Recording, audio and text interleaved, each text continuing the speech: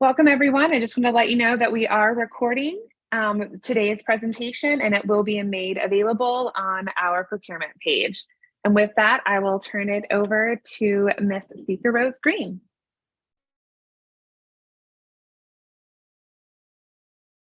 So good afternoon, everyone. So glad that you are with us this afternoon as we debut a new funding cycle called SIPS, Small Investments for Partners Program Success. I always get those P's mixed up. So as Holly said, for those of you who don't know me, I'm Speaker Rose Green, the Executive Director of CSC Leon, and we are very excited about this program that is designed to help smaller nonprofits with a smaller operating budget hopefully achieve some of their goals in one of 4 areas. So be sure to listen closely, keep track of any questions you have. You can feel free to put those in the chat, or if you want to hold on to them for our question and answer period, that's fine as well. And with that, I'm going to turn it back over to Holly McPhail, our Special Programs Manager.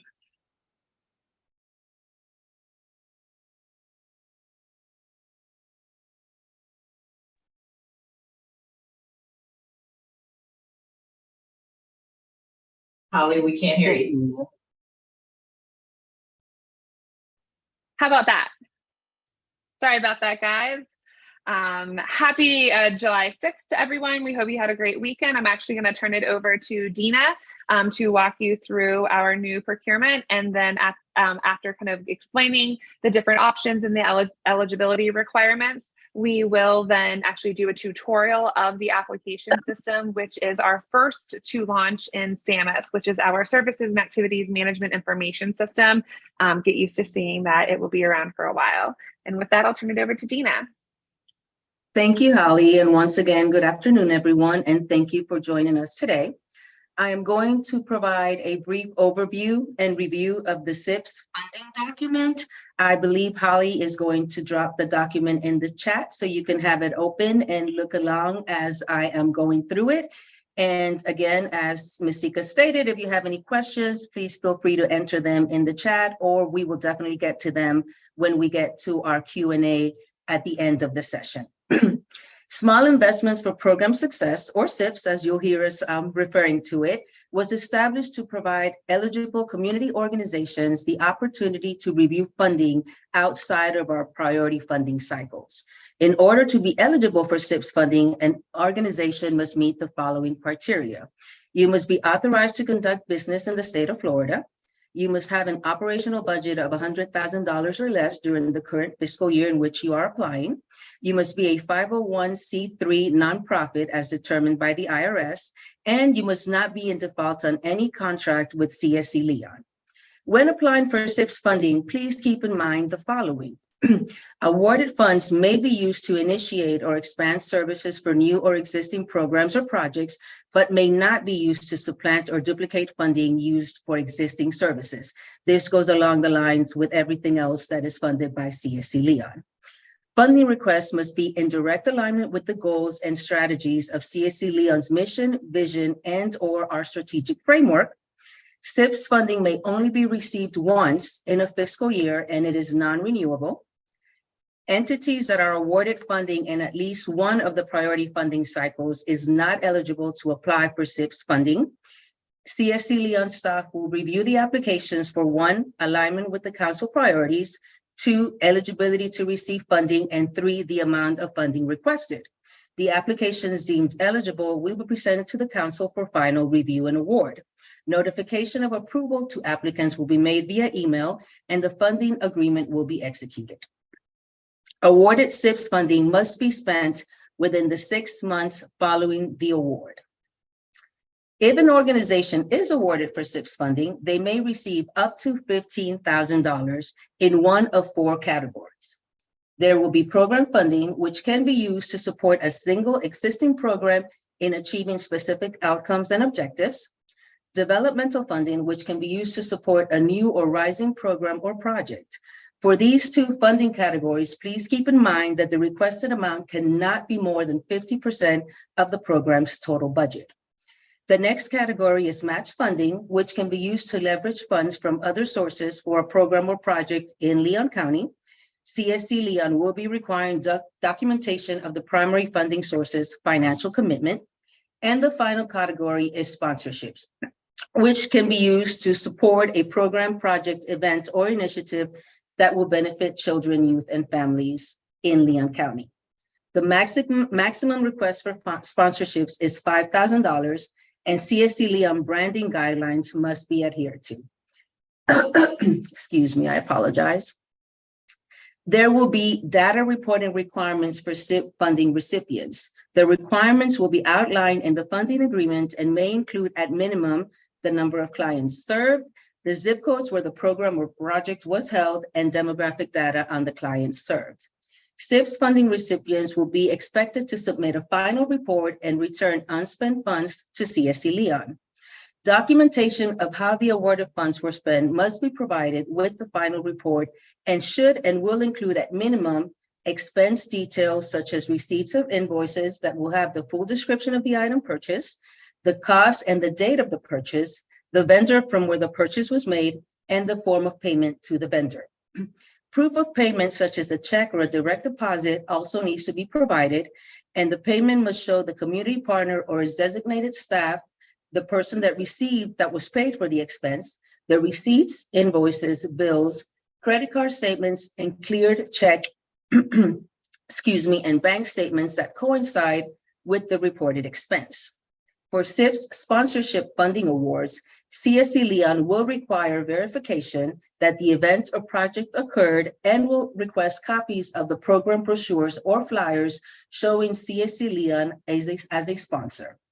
I will now turn it back over to Holly so that she can walk us through the application portal. Let me first unmute my phone so that you can actually hear me. Thank you, Dina. Appreciate that.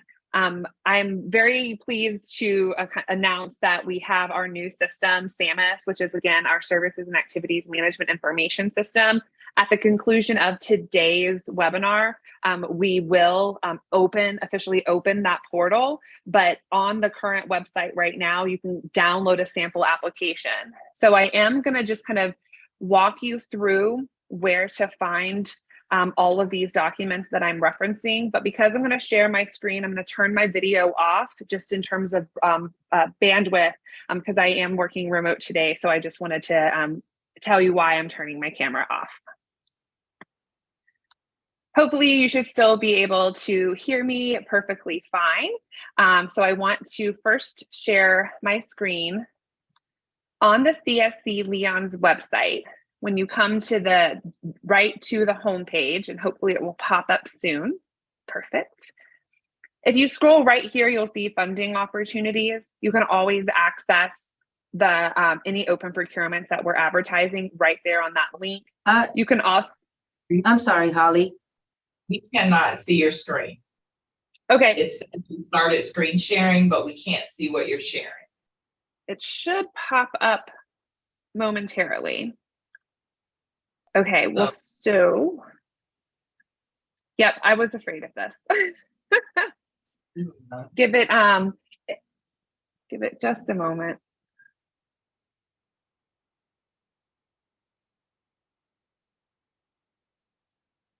Apologies, everyone. This is what I was worried about. Jacinta or Dina, could you potentially open up the website and share your screen?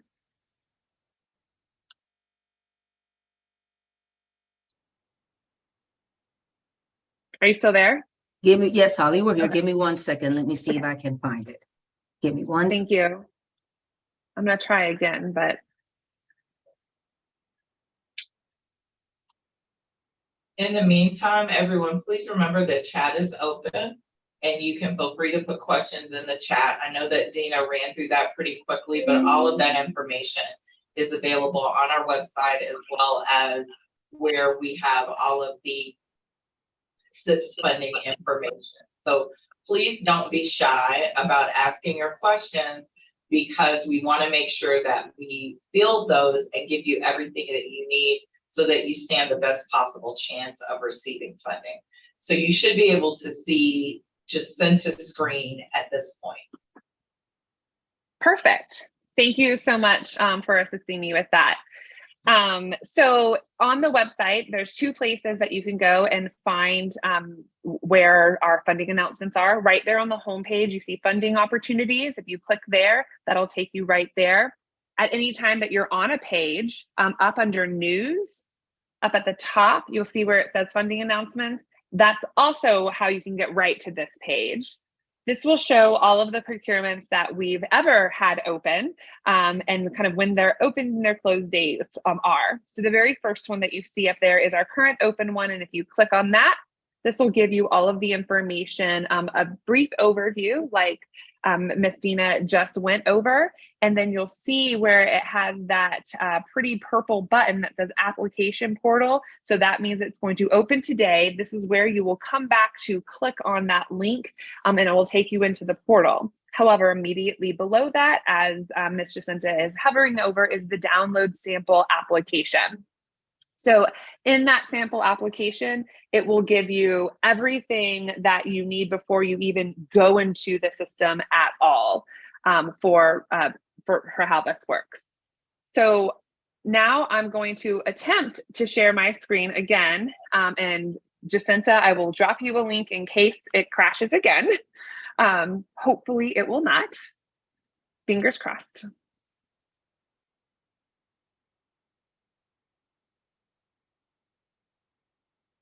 I think it might be sharing, maybe. So it is, but it is on, there you go. Perfect. Wonderful. So glad that it's working. So when you click on the button, you'll come to this screen. And this is just, again, that overview of what you will be looking for. And it kind of repeats everything that you just saw, including the ability to download the program description and has some basic information about the open date, the application deadline, and again, the ability to download that same sample application that you saw on the previous page. Simply click apply, and this is the page that you will be brought to. If you are an existing user or you're returning to this page after you've already started an application, you'll just enter your email and your password. Making a new profile is very easy. I'm going to walk you through how to kind of start up. So you just enter your first and last name. I'm clearly creating a fun one here so that we can continue to move on with our demo. But you'll see there, success, register, and then you will receive an email that lets you know if you are allowed, like how to kind of proceed and be able to access information. So for the purposes of this, you'll receive an email. It will then ask you to set your password, and then you'll be able to go in.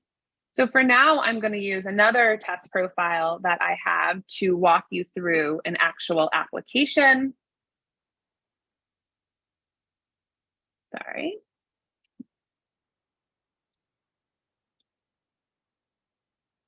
Okay. So when you come in, if you've already started your application, you'll see where you've kind of started it and you can just click on it. I just chose a random organization just for starting purposes. So please, if you are a representative of Rotary Youth Camp of North Florida, just know that you are already in our system. So we're just kind of doing a test run for you. You'll first come into the application. These are all the questions that it looks like. Actually, hold on one moment. I jumped the gun. This is not where I wanted to start. Okay, my apologies. I'm sorry. It may just be me, but I just see Zoom, a big Zoom screen. And We are a thumbs up if you're seeing it say view grants and small investments. Okay. No, I'm just seeing it said you are viewing CSC Leon's screen, but it just says Zoom. So it may just be. Do you have double screen or just one? I have the one screen. Yours may be severely delayed because that was what was showing when she initially shared screen. Oh So man. Okay. yeah, I think yours may be delayed. So just hang on, it should pop up. Okay.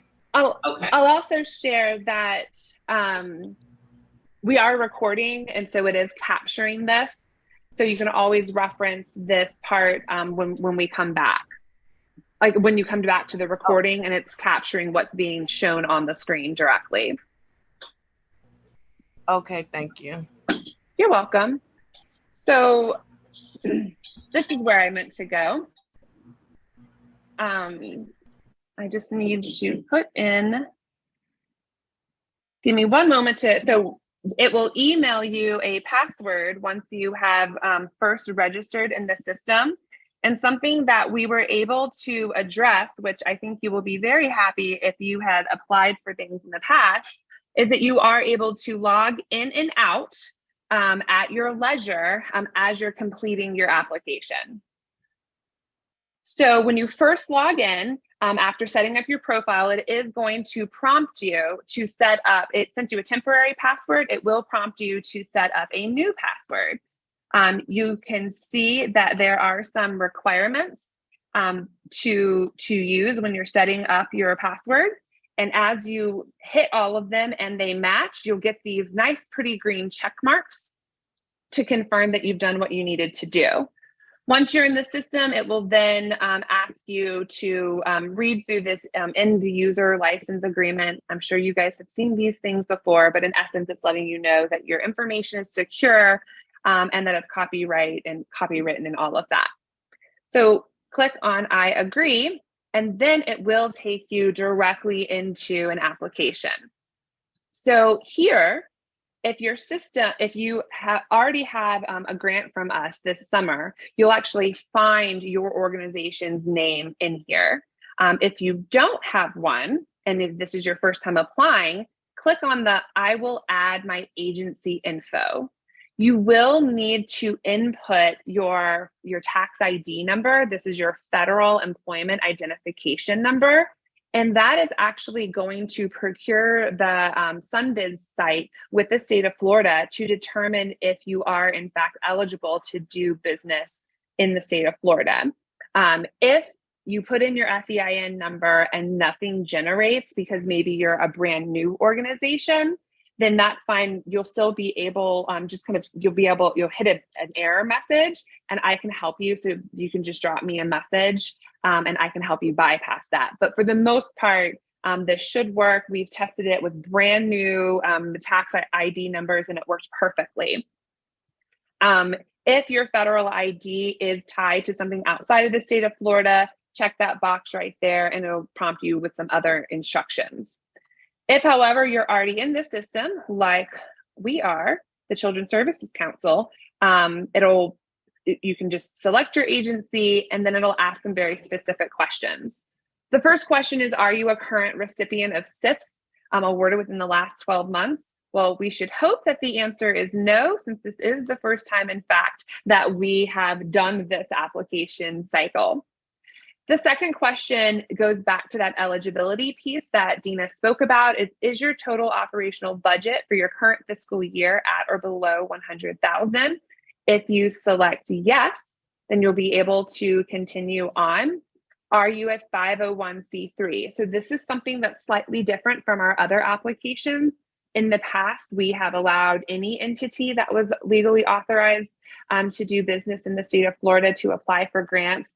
SIPS is dedicated only to 501c3s. So there are some other nonprofit statuses, but if you are not a 501c3, then you are not currently eligible for this funding. So if you select yes, you'll see that this right here switches to yes. That means that when you click save, you'll be able to go into the application. But say your budget is 130,000, and so you select no because we like honesty. You'll see how down here in the qualified, it's letting you know that you are not eligible. And if you click save, you'll actually get a message that says you are not eligible for this funding at this time.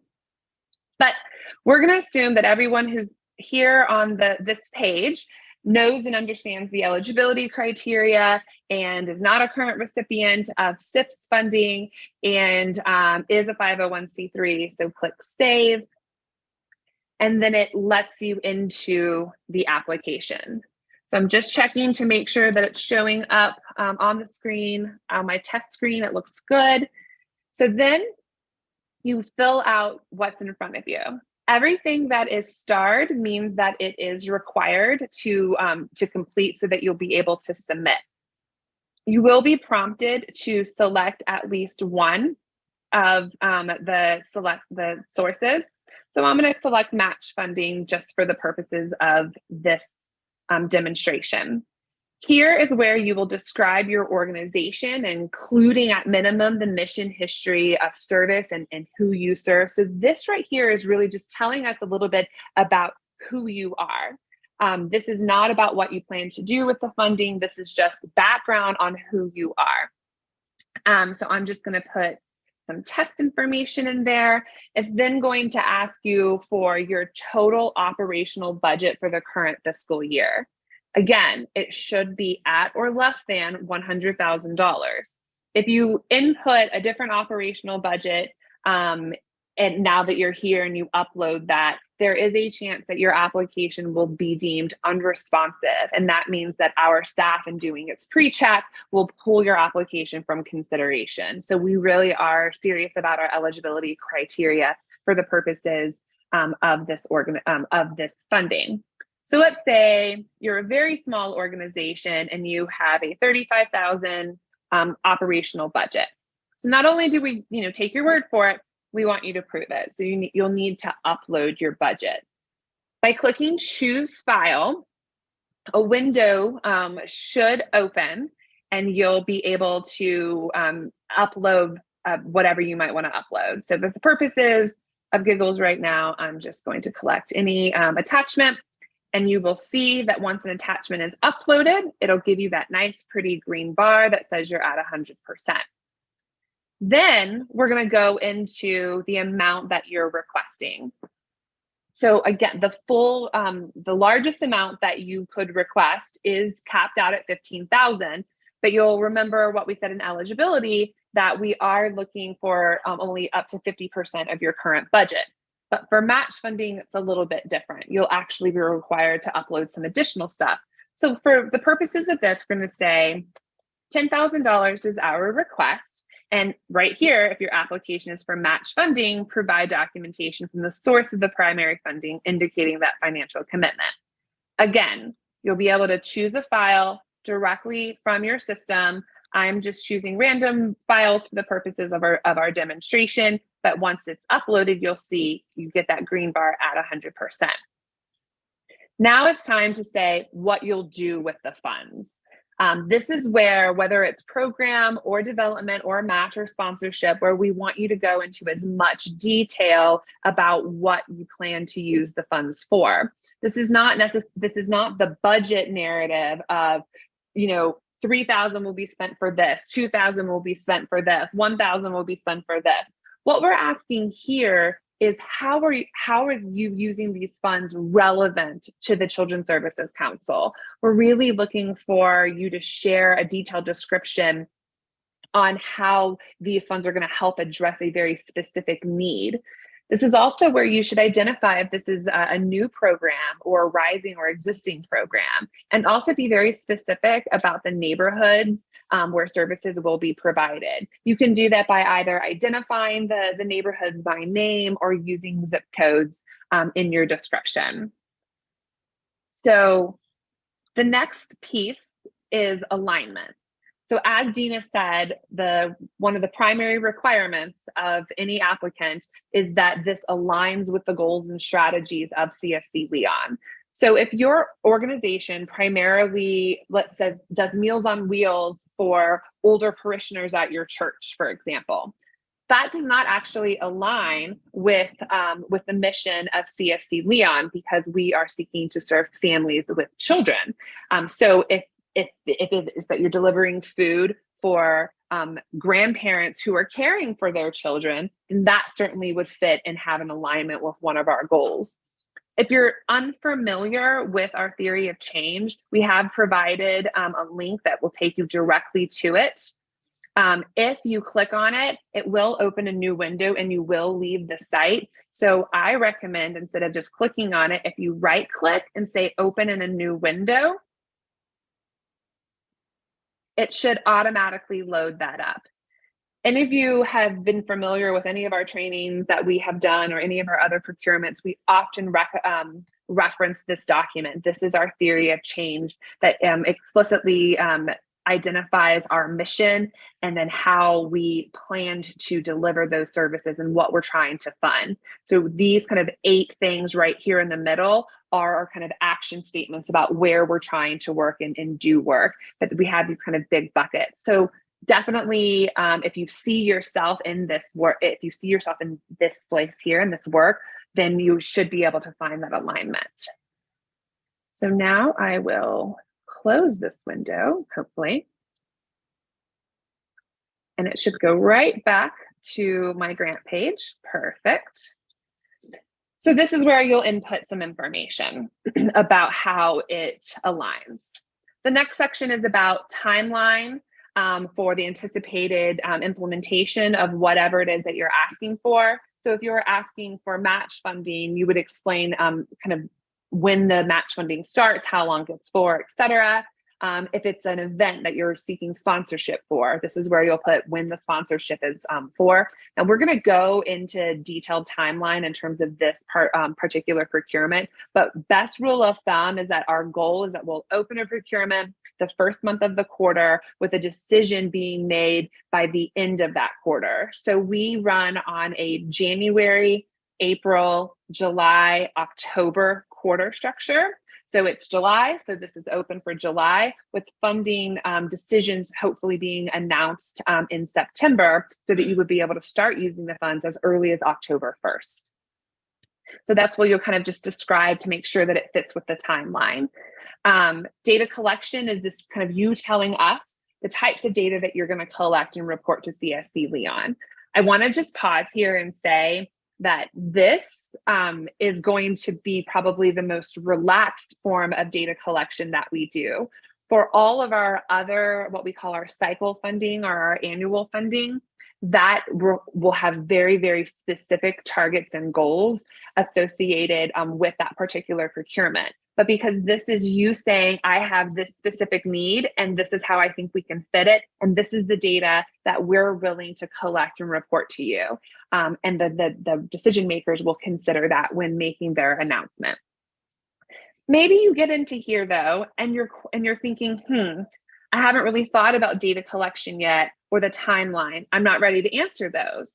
So uncheck, mark this section complete, and you can say save and continue later. And when you do that, it's going to save out the information, and then it's going to take you to this page. Now this is our detail. This is what we call the detail page. In the detail page, you'll have just kind of where you're at with your funding application, including some information up here about the due date and how much time is left to get your application in. But if you notice, I can't edit it. I can't do anything. I can't go into these different sections. It says I'm at 0%. How to change that is to click this button that says modify, and that's going to bring you right back into that grant and, that application, and then it's going to take you to the main page. The star over here on the right is where you will see what section you're in, and once you're in modify, you can jump around any of these to go into that new section, right? But if you try to go into the next section and you haven't completed something and this box is checked, it will not let you move forward. So for right now, I'm just going to put some test information in here and keep that as mark this section completed. And I'm going to hit save and continue later. Again, when you hit save and continue later, it's going to take you back to that detail page. But you'll see here now that one section is complete and I'm 25% of the way there. Once again, I can't get into anything else because I'm in the detail page instead of modify. So I'll click modify, go back in. I'm done with this particular section, feeling pretty good about it. I feel that this section is complete. Yep. Or maybe I'm like, not so sure. I'm going to uncheck it, but now I'm just going to hit next. That means that it's going to take me into the next section of the application, which is budget. For budget, this is where we're going to ask you to add a line for each item that you're requesting funds. You'll recall, as Dina was explaining, the reporting requirements is that there will be an expectation that for anything that you request funds for, that you will have to show proof of how you spent those funds. Now, similar to our other funding procurement opportunities, we are allowing these as an allocation method as opposed to cost reimbursement. So if you are selected for funding, and maybe the full amount in this application that we're testing right now is $10,000, then you would receive that, but then there will be those reporting requirements of how you spent the money. So you just click new entry, and then you're going to select what the item is for. Maybe it's professional fees because you're bringing in a speaker and you're going to do some training. Maybe you are doing a Christmas drive or a holiday drive, and you're buying bikes for everyone that that you are serving. So let's just say that that's what the application is for. We're not saying that that aligns or doesn't align, but let's just say for right now that that's what it is. You click that item and say the amount that I'm asking for, that's half of the budget amount that I'm asking for, and bikes for families. I'm going to click save entry, and then you'll see that it shows up right there. Now I'm at 5,000 and I'm requesting 10,000. So I definitely need to add how else am I spending the rest of the funds. So again, you'll say add item or add entry. We're going to also have some educational materials that goes along with that. And we're estimating that to be around 2,500. And maybe that, and again, I'm just putting materials for families, that it's just explains what it is. But you'll notice here that in the narrative, it says detailed description for each item requesting funds for, and include calculation if applicable. Now, for this example, I'm just kind of picking random things. But what we really want to know is, how did you come up with that number? So for example, maybe you serve 250 families and your estimated costs are $10 per family for these materials. That gets you to that equaling the $2,500. By putting that in there, we know that you've thought through why you're asking for that amount and how it aligns. So if I click save entry again, you can also, if you have all your budget worked out, you'll know, but this will give you that running total of what you're asking for. Again, we're thinking 10,000. So I could have, oops, I made a mistake. I want to go back in here and say bikes for families, right? We got our 250 families estimated at $20 per bike. Those are some really cheap bikes. Clearly, that's not what we're doing, but just for giggles for right now. Now, we could say save entry and add another because we know we have more. So you don't have to keep going back and forth to create that budget. And maybe the last one, if it's other, it'll pop up with this right here, and you can type in whatever that is for. But for the purposes of this, we're going to say it's for advertising, our last $2,500. I'm just going to write test for now. And now when I save the entry, you'll see that I've hit that $10,000. Now, you might be asking, what are the colors for? Ignore the colors. They may come, they may shift, they may change. That's an internal thing. You do not have to worry about those colors in any way, shape, or form. Once you feel really good about what you have in here, you can mark this section complete, and then you can go to next. And then you're in our third section, which is all about the staffing plan. Here in this section, you are going to want to describe the background and experience of the primary individual or individuals that are going to be doing the services that you've described in the previous section. So this is really explaining some of that lived experience that you're bringing to the table, kind of that background. We don't want you to just regurgitate not a bio, excuse me, a resume or a CV. Like, this is not the place to copy and paste your CV. but maybe a brief bio about your experience in this space doing what you're doing so that we can have an understanding like who's the primary individual responsible for this project. We're also asking you to upload your organizational chart. Now, if you don't have an organizational chart and this is something that you want access to, we can point you to resources on how to build an organizational chart. If you are a single entity, that's okay too. We can help you kind of determine what an organizational chart might look like even if you're just an individual person. If you are applying for sponsorship dollars, the organizational chart is waived. However, we do still want a description of the primary person involved with the event or whatever it is that's being produced with those sponsorship dollars.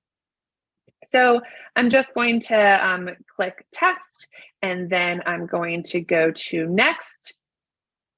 And here is the last section, which is the partnership section. The partnership section is your place to identify who's involved with your program and your request. If you're a small entity and you already have a lot of community partners invested in you, this is a great way to identify each of them. And you can identify as many partners as you want. This is not a place that you're going to upload a letter of support. This is for you to identify those partners that are involved in the operation or funding of the program. So this is, say you're one of our childcare facilities that's being run as that's a family childcare home, and you work in partnership with the Boys and Girls Club to provide transportation to and from activities, or you work with elder care services to access feeding and meals for the kids that are staying in your family childcare home. You can input right here. When you click new entry and you add them in, you can identify who they are. So I'm going to say Holly's Place, right? That's me. And go ahead and provide a phone number to whoever it is that you are asking for. You might want to put in an email address and what role. This is where you describe specifically what this individual does. I'm going to write consulting, and then I'm going to hit save entry, and then you'll see it pop up right here. Now, if you look at this and you go, that's not really what she does, you can just click on it and go right back in and say whatever it is that she really does, save entry. And then you'll actually notice that if that was a different day, it'll show when that was modified. Now, in the future, we will be adding a feature that you can invite additional people to review your application. For now, though, it's only one person is able to go in and out. But in the future, when we're able to add that collaboration feature, you'll actually even be able to see who made a modification to an entry. So say you have one more, you just click new entry and you would find it. Say like, oh, actually, I didn't really need that. And you click save entry, you'll see that it'll say, nope, if you're going to do this, you need to give me all of the information. So if you're like, I just have the one, that's fine. Just hit cancel and it'll actually remove that entry as if it never started. So now we feel really good. We're going to mark this section complete and say save and continue later. So now we're back at our detail page and we're kind of looking through here. Oh, I'm only 50% done. Let's go back in and see what we haven't done yet. So I'm back into applications. I can kind of scroll through here and see, what haven't I completed? In this, it was just that I hadn't marked this section complete. Everything's uploaded, everything's in there. So now I'll put mark this section complete and go to next. You'll see over here now, the applications is now a green check. So now I'm in budget, mark this section complete, feeling good, click next. Now you have a green check for that as well. Now I'm in staffing plan. Oh, I'm going to say mark this section complete. Now this is just a word of caution. Organizational chart has not been marked as a must. It's an optional field, not a required field, because of those that might be applying for sponsorship. So please, please, please make sure that your application doesn't get thrown out because you forgot to upload your organizational chart. So we're putting that kind of back on to the applicant to make sure that you follow all the directions. I'm going to click next. Now you'll see I have 100%, everything is done, right? Now that I have 100%, all of a sudden this new button shows up, submit, right? So what if I say save and continue later? Maybe you got to the end and you're like, okay, I'm going to save, I'm going to continue until later. And then I just want to make sure that everything's done. Well, if you come in here, and we've had this happen a couple of times where people are like, oh, I finished everything, but they never actually hit submit. So if you log in and you see that this is here, that means that you're at 100%, but you've not actually clicked submit. So once you hit submit, it's going to give you a warning. Are you really sure that you want to submit this record? Once you click OK, it now will give you a notice that the record has been submitted. And here's the fun part. Now you're in detail, and you'll see that that modify button is no longer there. Once you have submitted your application, you are not able to modify it. So please do not hit submit until that time. I just want to give you a couple of other things that you might be able to access. If you click just our logo here, this is going to take you to our homepage. And it has some instructions. It says, welcome to SAMIS. And if this is your first time visiting, some things that you can do. So once you've submitted your application and you kind of like want to know how things are going, or you just want to learn a little bit more about us, we strongly encourage you to click my profile. And then you can upload your profile, tell us more about you, give us some of your information. You can add a signature, which will prove to be very, very useful should you be awarded when it comes to contracting. It'll all be set up for you. You can add your photo, all sorts of things. You can also identify if there's, for fiscal approvals, there's all sorts of things in here that you can identify. In addition, you'll see these things that say attendance. That's because if you're receiving something, you might have access to some other services. If you click on it, there's not going to be anything in here that you can do. So don't worry about if you end up in a place that you're not supposed to be. So our open grants button is the module where you find any of the grants or the funding opportunities that we have available for you. Now, if you click apply, it's going to show you, hey, you already applied and it's submitted. And if you try to start a new application, you're not allowed because you can only submit one application. So keep that in mind. But if you're here and then you want to like kind of modify it, again, not allowed once it's been sent in. And the last thing I'll show you is this button here for applications. That takes you to that same place that hopefully the system works. I think it's just slowing down on me, but it takes you to that same place that I just showed you where it shows any applications that you have open. So the difference between these two buttons is that open grants will show anything that we have currently advertised that's open. So right now we just have SIPS. For the purposes of SIPS, it will only be the only thing that's open. But come October, when we go to start opening our next round of SIPS, and then we start to advertise our next round of summer funding for 2024, you might see that there's two applications there. And maybe you apply for both of them. And when you come into the system, you'll see here any of your recent records that you have accessed, and you'll be able to access them. It's just another way to access them. And let's say you have two applications pending, you would see both of them there. So it just gives you a lot of different looks at the information that you have submitted so that at any point you can kind of know what you submitted. The other cool feature is that right here, there's a download PDF. So you don't have to ever, call me and say, hey, can I get a copy of my application? You can come right in here and you can either download it with attachments or without attachments. You can also email a PDF of this record so that you can maybe show your boss, hey, I submitted it. You asked me to do it. Here's a PDF of the record that shows 100% completed. So there's all sorts of different opportunities for you. Once you're in, if you would just want to get out of the system, you can just close your browser. Or you can just log out.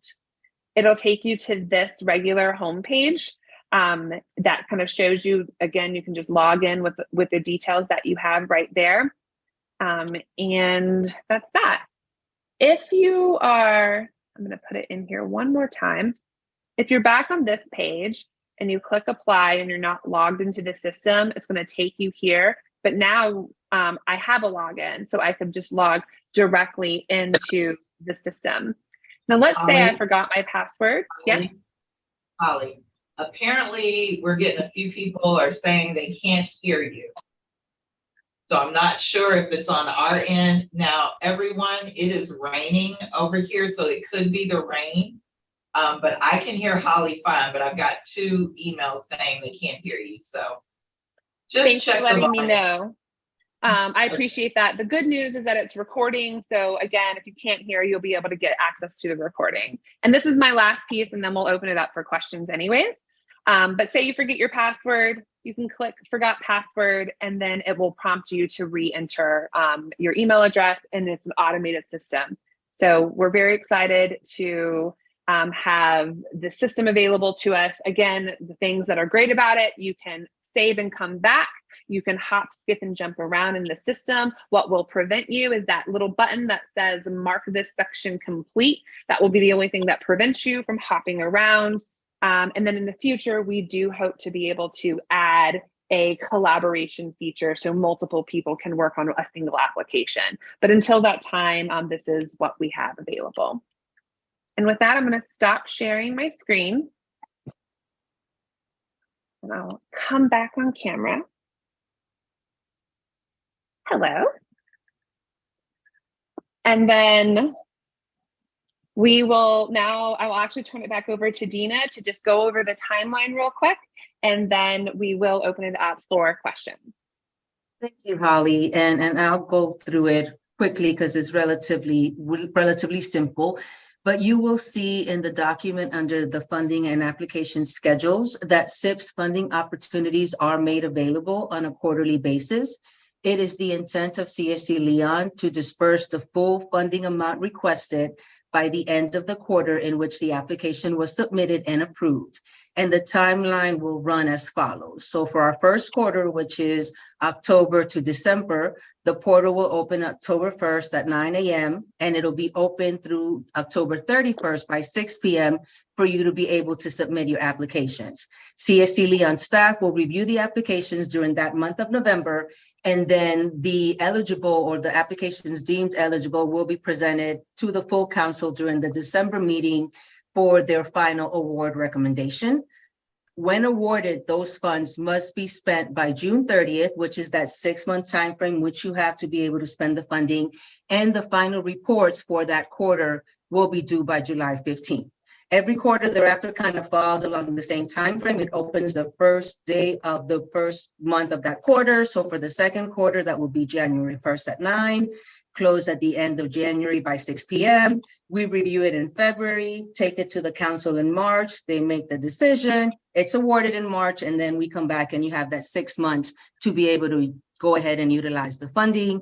The third quarter will be the same thing, goes April through June, opens 1st of April, closes end of April. We review in March, and then the awarding is made of May. I went backwards instead of forward. Opens in April, we review in May, and then the awarding is done in June. And then the final quarter will be July to September, opens July 1st, closes July 31st. We review in August, and the awarding is done during the month of September. A couple of things to keep in mind with regards to the schedule is if the council meeting is canceled for whatever reason, in June, we had to postpone it because we had a power outage and we couldn't move forward, then the awarding recommendation will be held the subsequent months. So if the December meeting is canceled, we're going to look at the awarding recommendation taking place in January. If the date in which the portal opens and closes falls either on a weekend or a holiday, then it will open and or close the following business days. So take, for example, right now with the 4th of July, July 1st was on a Saturday. CSC Leon was closed Monday and Tuesday in observance of Independence Day. And so therefore, the portal would have opened July 5th at 9 a.m. And then the last thing to keep in mind and to consider while you're thinking about applying is that you must utilize the funding within 6 months from the award date. So for example, if your event or your project is going to be taking place in August, you might want to consider applying during the second quarter, because that would make the funds available in March, and they would have to be exhausted or spent by September, and it gives you ample time to be able to host or put forth the program or project that you're intending to utilize the funding for. And now I think we can move forward with our Q&A. Excellent. So at this point, I'm gonna bring our team up to the stage, and then we will start to consider questions. So a couple of things. If you are viewing this as a recording and it is before July 10th, you still have time to submit a question in writing. It is outlined in that blog on our open procurements page about when they're due. And then we will provide a written transcript of all the questions received and those answers, including those that are asked here today, whether they're placed, and we do ask that you place any of them in the chat, so that we can have that nice record for us. So with that, I know Sika, you were seeing some questions come through and started to respond to them. Do you want to kind of take the lead on answering some of them? And just in case I missed them when my system crashed, I think the first one I see is from Miss Pullman. Is that the first one that you have? Yes, that's the first one I have as well. Perfect. Well, then I'm good. I can read the questions and then you guys can answer. Okay. So the question is this for children only? I own an insurance business. Who are the intended applicants? And I will ask Asika to respond. So I did answer this in the chat, but just for the record. So yes, the funding is to only 501c3 nonprofit, and it is for the benefit of children, youth, and families. So that would be in the form of services. It could be in the form of products. So it's open in that area. However, it must benefit children, youth, and families in some manner congruent with the priorities that are set in that theory of change. And I think the example that Holly gave was, so if your entity plans on doing Meals on Wheels to serve seniors, that doesn't fit in with the mission, vision, and priorities of CSC Leon. However, if your entity is looking to feed elders who are specifically caregivers for children or youth, then that could possibly fit in with one of our priorities. And that priority, to be specific, would be extended supports to caregivers, which is under our stable and nurturing families and communities. So remember, you must be a 501c3 nonprofit, and your operating budget must be at or below $100,000. Thank you. The next question comes from Ms. Crawford. Can more than one funding option be funded? For example, a community event for kids and a program funding. Sika, do you want to answer this one as well, or do you want me to take it? Yeah, I can take it. So the idea is that there would be one funding. So you would have to choose what would work best for your activity. So what Ms. Crawford is asking is, let's say you are holding a community event, but then you also have a program.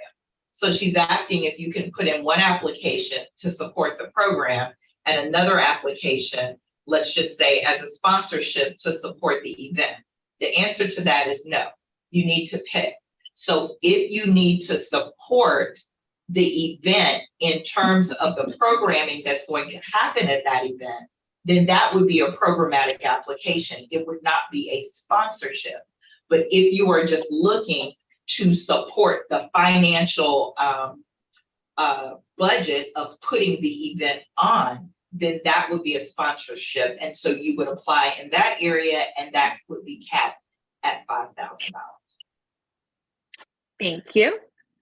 The next question is, will the recording be available later today? And the answer is yes. It is on our YouTube channel, and will also, a link will be published on that open funding announcement page that we showed you how to get to at the very beginning. So again, right to the CSC Leon homepage, click funding opportunities, open funding opportunities, and the link will be there. Also, if you have not subscribed to our YouTube channel, then we strongly encourage you to do so, because then you'll get notifications every time that we have a live stream, an event, anything that might be, and that you can always check back there for that. The next question is this funding relegated to specific zip codes? And the answer to that is no. So the answer to that is no. Let me say that again.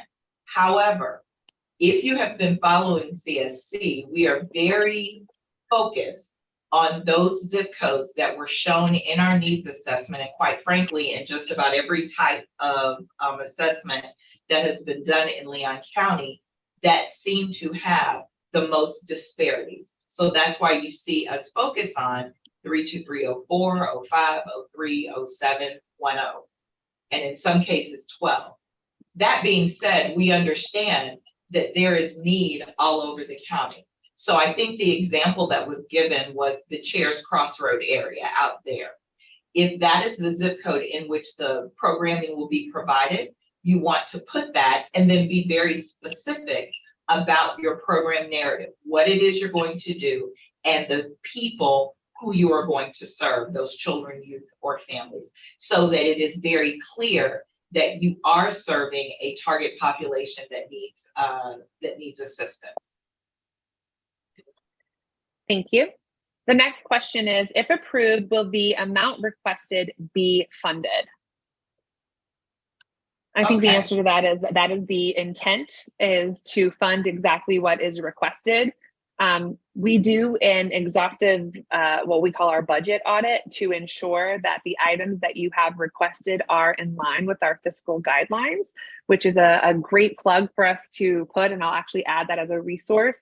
As you're requesting funds for certain things, they should be in compliance with our fiscal guidelines document, which goes line by line the types of things that we will and will not fund. The second half of that, oh, go ahead. Oh, go ahead. No, I was gonna say, yep. The second half of that question was, if my application's been submitted and I learned that a funding source that I included in my budget is not going to be funded, will I be able to modify my application?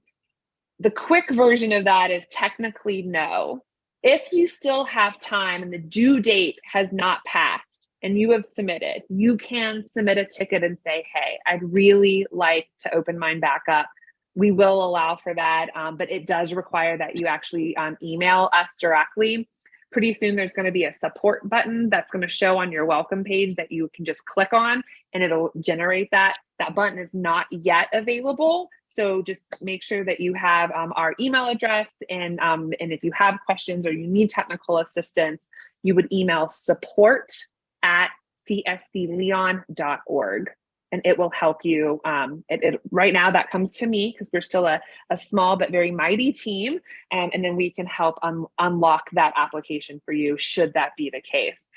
Please use that sparingly. The idea is that you've gone over everything, but we certainly understand that things happen. The next question. I'm sorry, Holly. I think this would also be a good place to advise that we will be validating the awarded amount. And the reason I say that is because anything can happen from the time that you apply to the time that the award is actually given. So for example, if you're applying for match funds and you are awarded, and then subsequent to that, the organization that was going to match those funds pulls out, we would need to know that, because we are not going, because you applied for match, if it can't be used as a match, then we may not be able to move forward with that award. And I want to reiterate with Holly, it is very, very important that as long as that application is open, if there are any changes that happen, you need to let us know, because these have to be approved by our council. Ultimately, the council will decide which ones to fund. And that is a month-long process. And so what we don't want to do is you end up applying, and because of circumstances, it has to get put off. and now the window that you really needed for that funding is not available. So I cannot reiterate, ask questions, ask questions, ask questions, because our desire is to award the money. Our desire is not to hold on to it. So please ask questions if anything comes up. All right. Awesome. The next question I think has been asked and answered. If approved, is it possible to be awarded less than the requested amount? Our intent, again, is to fund what is requested. However, it does go through that budget verification process. So the answer to the question technically is yes, you may be awarded less than the requested amount because you might have requested funding for an item that is an unallowable expense. But we do work with you. Again, our intent, as Masika just said, is to spend the money, is to disperse and give the money out. So the next question, when are the final reports due after the 6-month period, and how often are the funds dispersed? And I'll give that one to Dina. Yes, thank you, Holly. And so you will see that the final reports are due approximately 15 days from the time that the quarter ends. So for example, if your 6 months deadline was to utilize the funds by September 30th, then your final report will be due by October 15th. Same thing if you're utilizing all your funds by October 30th, then your final reporting will be due by November 15th. And in regards to the fund disbursement, once the council has made the recommendation for award, the full amount requested will be awarded in that one-time disbursement. And if I could just add, Dina, if your event happens in like October or November, you do not have to wait until April 15th to submit your report. It will be in your contract in terms of what the requirements for the report are. So you can just be done with it and submit that. You do not have to wait. But that is I just wanted to point that out. The next question is a budget question. Can you go over the budget requirement a little bit more? Is this total operating expenses for the year or just program expenses? Can you elaborate on this? Also, budget for the year or at the time of the grant? Dina, I'm technically giving this one to you, but from a system perspective, I'll answer that side of it, and then you can answer the substantive part of it in terms of being a little bit more elaborate. In the system, what it's asking in the main part of the application is what is your current operating budget for like in the current fiscal year. So if you're making an application now and your fiscal year is like ours, October 1 to September 30th, we would want to know what your total operating budget is for that fiscal year currently, not with this funding. If your fiscal year is July 1 through June 30th, then that would apply. So whatever your fiscal year is, what is your operating budget for that fiscal year? And then what we are asking you to upload is a copy of that budget, not your bank statements, not your profit and loss statements, your actual budget. If you don't have a budget, or if that's not something that you've ever, like you don't have an actual document because you're a smaller organization and you need some assistance, we have partners and resources that we can point you to help kind of develop what a budget might look like. So that's in terms of the system. Then in the budget section itself on the application, that's where you're talking about how you're spending your budget requested amount. So those are the two separate sections in the application itself. I don't know if that answered Ms. Danielle's question, or if Dina, you want to add some in terms of, it says like the budget requirements a little bit more, or the total operating expenses. And Ms. Danielle, please let us know if we need to provide additional clarification, because I believe that Holly answered the question. The only part that I wanted to add was in regards to determining eligibility, it will be based of your the operational budget being $100,000 or less. So if you're submitting your operational budget for the current year, if it's above $100,000, then you will not be determined eligible to apply for SIPS funding. If it's under that, it will allow you to continue with the application. And then you will get to the section, as Holly stated, that will allow you to enter specific expenses that will be of how you will be utilizing the awarded amount. If it happens to be the 15,000, then you will enter in that section how the 15,000 will be spent. And please let us know again if there's additional clarification that's needed. Yeah, and so I'm gonna jump in one more time to make it really, really simple. At the time that you are applying for SIP funding, whatever budget you are using to operate, that is the one you upload. Ideally, best practice for nonprofits is your board approves your operating budget. And so whatever budget is operating you are in at that time, that is the one you're going to upload. And remember, budget is revenues and then your expenses. Revenues and then your expenses. And so your revenues should be at $100,000 or less. Because as a nonprofit, you should end the year even. Okay, so we do have technical assistance. UPHS, any are available to give you technical assistance to be able to make sure that you have an operating budget. And I'm going to go even further by saying one of the other jobs of the CSC is to raise our smaller nonprofits up so that you are using best practices and getting in a place where not only can you apply for our funding, you now have the ability to apply for funding from other organizations because those processes are in place. But again, ask the questions, we'll be sure to answer. But I want to be clear, it's not just the programming budget. So for example, you want to use this $15,000 for a particular program and you only upload that program revenue and those program expenses. That is going to kick your application out, because we know programs have different budgets. We are specifically looking for nonprofits at $100,000 operating or less. And I think that actually is a direct response to the next question, which is the operating budget a limit for the whole project or the whole organization? It is the whole organization. So it's not a project specific piece. The next question is, can you elaborate on what might be included in the developmental category? Sika, do you want to take that one?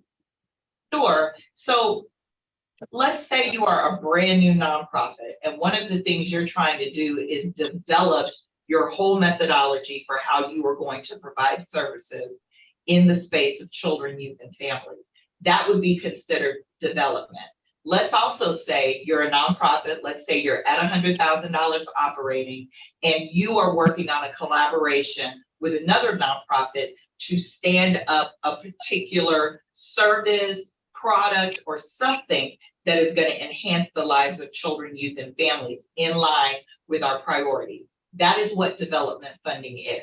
Now, when you are applying for development funding, you really need to think about how you list out how that money is going to be used. So let's say you apply and you're going to apply for the whole 15,000. Well, you've already done groundwork on a consultant that's going to come in and help you build that program. That person has said they are going to charge $2,500 to do that for you. So that would be detailed. Then you realize you need to bring on a part-time project manager to help manage the consultant because you're doing this part-time. That person says, well, I'll do it for $5,000. So then that would be your line item. Then you realize that there's some licenses you need to purchase. So you're a nonprofit, you got all that taken care of, but let's say it has to do with child placement. Well, there's a whole license that has to go with that. That could be the balance. So in that development category, we want you to really think about how that money is used. But let me tell you another thing you could be doing. You could use development funding if you need it as a match for another development grant that you are getting, because you know that you need the funding together. So that's when you bring the match in. So they said, if we can get 15,000, they're gonna match it for 50,000, and this is how that money is going to be used. So it's designed to be a little more flexible so that you can be a little more creative and innovative about solving some of these issues as a smaller organization. I think that definitely goes into detail. And again, all of that. So if you have any questions, give us a call. We've been more than happy to talk you through it. Yep. The next question is, what's the total amount of funding available? So the total amount of funding available in categories 1, 2, and 3 is a cap of $15,000 per entity that applies. In the sponsorship category, that's capped at $5,000. In total, the council has approved $150,000 per quarter for the SIPS program. So for a fiscal year, it would be $600,000 for that fiscal year. Now I'm gonna go a little bit further because this was one of the things we were talking about. So what if we don't allocate the whole 150 for a particular quarter? Then our council, so we'll be reporting back to our council as they approve.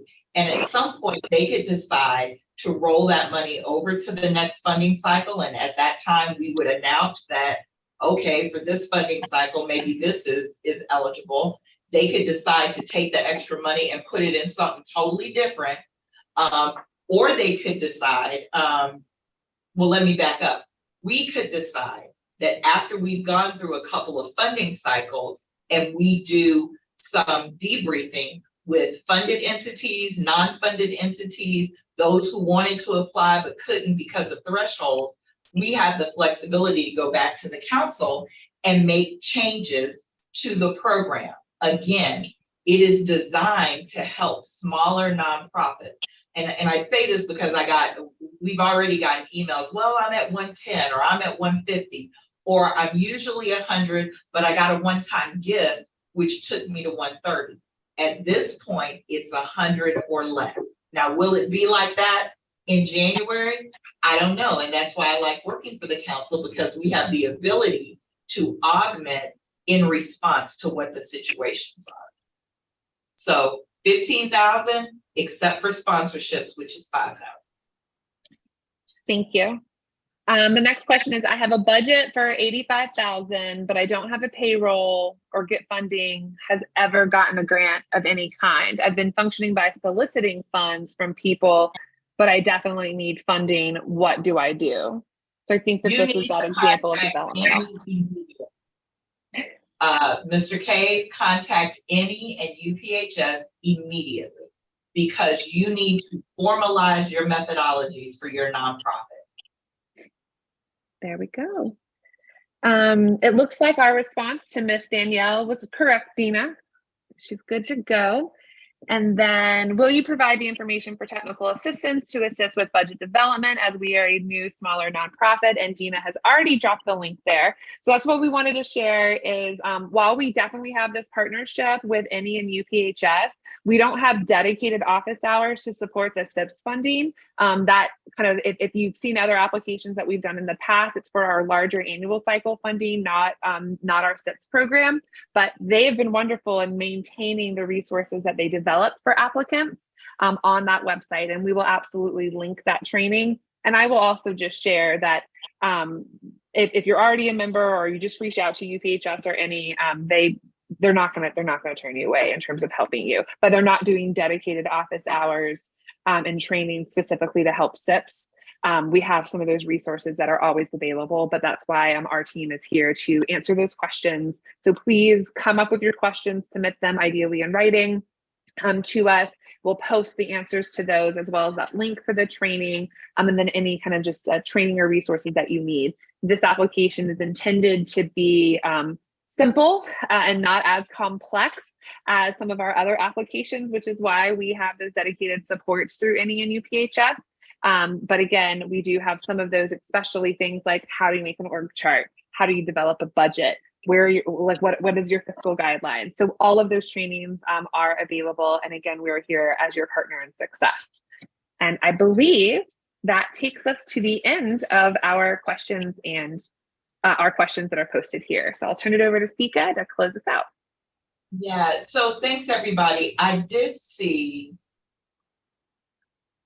Kez McCorvey had his hand up, and I don't know if we answered his question or not. I didn't see his question in the chat. Are you still with us, Kez? Maybe not. Okay, so with that, I just want to thank everyone for joining us. To see, I think at one point we had 47 entities on the call, which is awesome, which that says to me that this funding could definitely help some of those nonprofits. Again, our desire is not to say no. We really want to get to a yes. But in order to get to that yes, there are guidelines, there's reporting, there's accountability, there's all of that. I see Mama Yada's hand up. Hi, real quick. Greetings. First, I just want to say thank you for this. This was very helpful, very insightful. I did have a question regarding if you have a 501c3, can you use your 501c3 as a DBA to propose a program under the grant? Would you be able to file it as a DBA? So when you say file as a DBA, the operating budget would still be your nonprofit, correct? Right. Right. So, I mean, it's fine. So for example, I'm just going to use myself as an example. I have when I say inactive, I have an LLC at one point that was Truby Road Strategy Group. So what Mama Yada is saying is that the program that Truby Rose would do would be Dress Better for Success. So I'm doing business as Dress Better for Success, but I am the operating entity. That is fine. You just need to have that DBA information, make sure the FEIN is all in place, and make sure that the operating budget piece is where it needs to be in order to qualify. Okay. Okay. Thank you so much. We can't hear you, Holly. Thank you. Sorry. I'll just add in the system, when you're making the application, you'll be able to put in your FEIN. Once you get past the pre-qualifiers and you get into the application, there's a second place that says organization name. That's where you would put if it's a different DBA, because the FEIN is gonna link like your official name, and it's gonna stay that way. But that's why we gave that second category to you, so that you could say, this is the nonprofit that it's operating under, but the actual program, the DBA, is listed there. So just in the system, you have the opportunity to clarify that. Mr. Warren K, I'm sorry, Mama Yada. Mr. K, you need to go ahead and contact NE and UPHS. If I'm understanding your question, your operating budget is $85,000. You do it all volunteer and use all of that for whatever programming you do. You still can set up a budget with your revenue of 85 and then whatever your expenses are.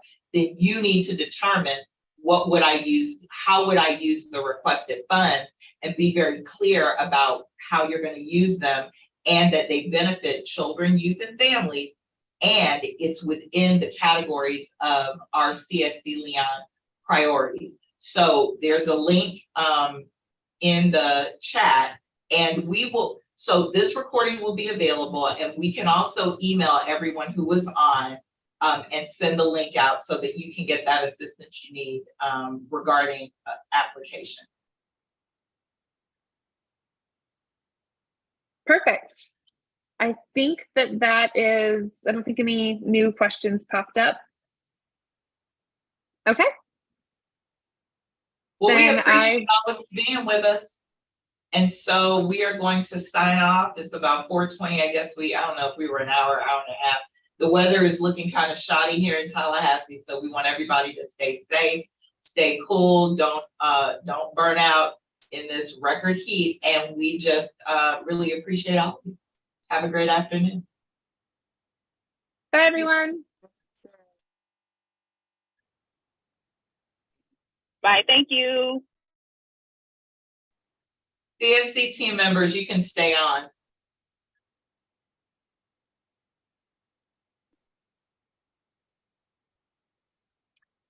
Jacinta, can you